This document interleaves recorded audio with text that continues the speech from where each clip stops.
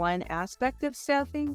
It is not being able to find and attract and retain the right people, but it's also do we have the right pipeline coming into the profession?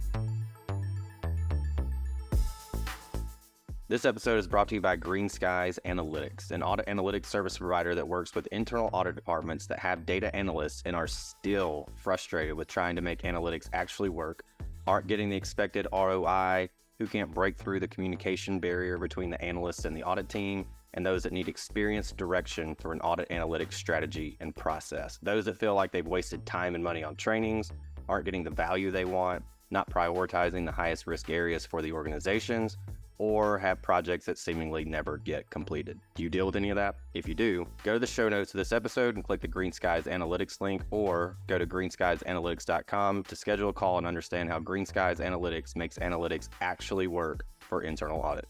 Hello, everyone. This is Trent Russell, and welcome to, or back to, the Audit Podcast. Today on the show, we have Kimberly Phegley. She is the Chief Audit Executive at FirstBank. Some of the topics that we hit on is the importance of professional connections and organizations like the IAA and CPA groups and other groups like that. We're all part of them. So the question is, why and how to get the most out of those. Also talk about the number one issue that Kimberly's been talking with her CAE peers about, and what is on Kimberly's internal audit wish list, and some of the biggest problems that Kimberly's seeing internal audit face right now, and really how those can be fixed. Here we go. I know, Kimberly, one of the reasons that one of the things that kind of intrigued me about you and maybe want to reach out is your involvement with these professional organizations. And you really were pumping this one up on LinkedIn when I saw it.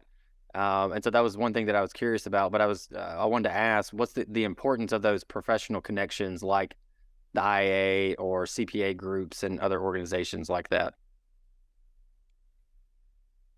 It's, multifaceted for sure, but obviously you can get lots of training through professional organizations, and that's helpful, but you can also get that from online resources. You can get it from reading, but what you can't get from those types of activities that you can get from being involved in a professional organization is the relationships and the people to call, people to encourage you, people to bounce ideas off of.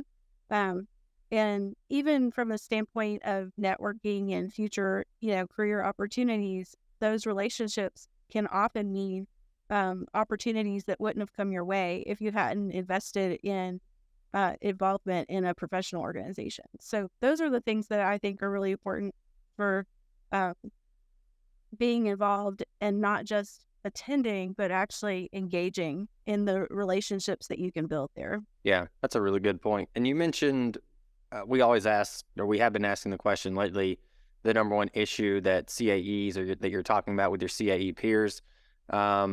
And a lot of people have said hiring and retaining employees right now. And you mentioned how you were addressing that, and this ties into the question that we asked earlier and your answer. But how are you handling that yourself in terms of hiring people and retaining people, which is seemingly the number one issue that not only CAEs but organizations in general are having? I just found it very valuable to use the networks of both myself and the other people in my organization to identify potential candidates, but also to provide references for people that found us. So it's been very helpful to get that insight from people that have worked with applicants, or that can say, hey, you just hired me and I'm really happy here. Let's bring along somebody that I've met from a professional organization or that I have met from a previous employer. And so those personal relationships that people on my team have, either with the potential candidates or with people who know the potential candidates, has been really valuable in helping screen candidates and identify ones that would be a good fit for our organization. So actionable advice from this, since everyone's struggling with it, if you're struggling to hire someone right now in your internal audit department, talk to the rest of your team and see who they would recommend, right? Mm-hmm. Exactly. I'm either talking to the management team or the entire team about what positions are open, what do we need, who do they know that might be good fit, and that they have enjoyed working with in the past for one reason or another. And we've had at least 2 people that recommended previous coworkers to come to our organization. And then we've also had a variety of circumstances where we were able to leverage our network from the professional organizations we've been involved in. Nice. We could probably kill the show right there. I think that's one of the best pieces of advice, the best piece of advice for, again, like this overarching issue that everyone's having. And I don't know that a lot of people are really doing that, like tapping into the people they currently have to see who they would recommend. So that's great. Honestly, I think we could cut the show and everybody would get a ton of value out of that. But we do have your time, and so we're going to take advantage of it. And I always think about like almost how fun it would be to build an audit department from scratch, assuming I had unlimited resources. That I think that would be pretty fun.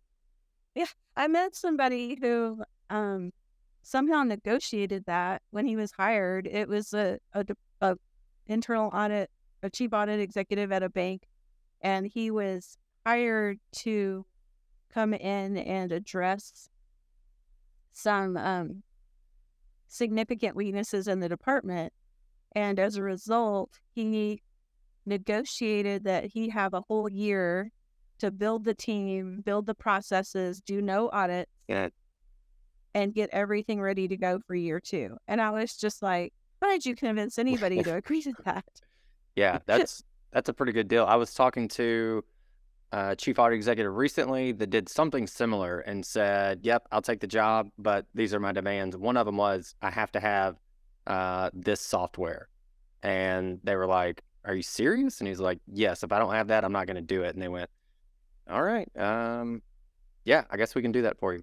And similarly, on an analytics side, there was a senior manager for an audit analytics group, and he came in and he was like, this is great, like culture fit, all that's great. If I can't get the best tools, I'm not going to do it. He's like, I've been there with internal audit departments where we didn't get the funding we needed, so we didn't have the tools that we needed to do our analytics work and automation work. And he's like, it's too much of a struggle.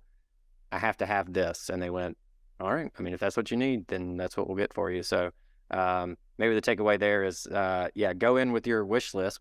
And then lastly, what's the biggest problem you see internal audit facing right now, and what are some solutions to fixing that problem? As we talked about earlier, I do think staffing is a huge issue, and I don't think it's even just one aspect of staffing. It is not being able to find and attract and retain the right people, but it's also, do we have the right pipeline coming into the profession? Do we train people to and role model for people how to do the work that we do? And are we building up future CAEs to take over from us and into the future? Because there's such a huge shift in the mindset of how we work, and are we adapting to some of those changes, but also are we still accomplishing what we need to accomplish and the ways that we need to do it? All right. I told you we could have cut this at the advice on reaching out within your team to find folks for hiring, which was great, but we kept going. And so now I want to see what you have left for the audience. So what do you want to leave the audience with? What are your parting words? I want to thank all the individuals who have worked for me this past 14 months at FirstBank Internal Audit, because we've come through a lot of challenges, we've accomplished a lot of work, and we've transformed the department into a new organization that is respected and valued by management throughout the company. And we're achieving great relationships and accomplishing, good work for the organization, but also for us individually. So I just want to thank everybody who's worked with me and helped me achieve that. Hey everyone, thank you very much for listening to this episode of the Audit Podcast. Whatever platform you're listening on right now, I'm sure there's a subscribe button somewhere, so please hit the subscribe button there. If you're listening through iTunes or Spotify, feel free to go give us that 5-star rating. It only took me about 16 seconds to give myself a 5-star review, and it really helps to get future guests to come on the show, so we'd really appreciate that. Lastly, be sure to check out the show notes and follow us on all our social media channels on Instagram, on LinkedIn, and on TikTok. Also, if interested, please sign up for our weekly newsletter from the Audit Podcast. Thank you all. Have a great one.